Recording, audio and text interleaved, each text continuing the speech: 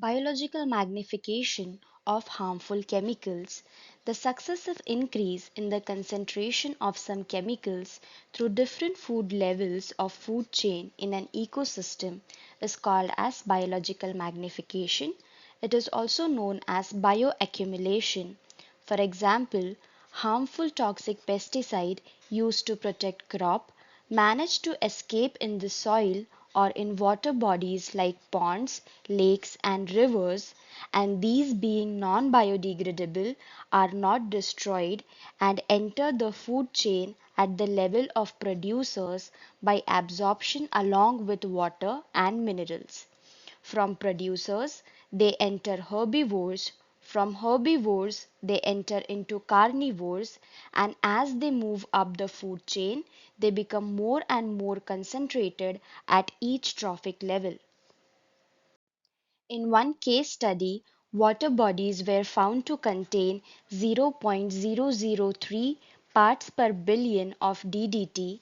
The phytoplankton and zooplankton which consumed this water were found to contain 0.04 parts per million concentration of DDT, whereas small fishes and large fishes which were feeding on such planktons had 0.5 ppm and 2 ppm of DDT respectively in their body, and the DDT concentration reached to 5 ppm in birds feeding on these fishes.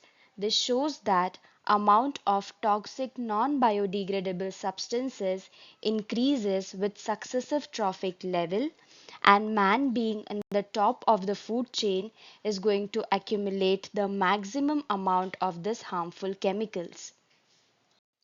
These substances cannot be removed from food items by washing or by other means, and there are different ways in which poisonous chemical enter food chain at producer level.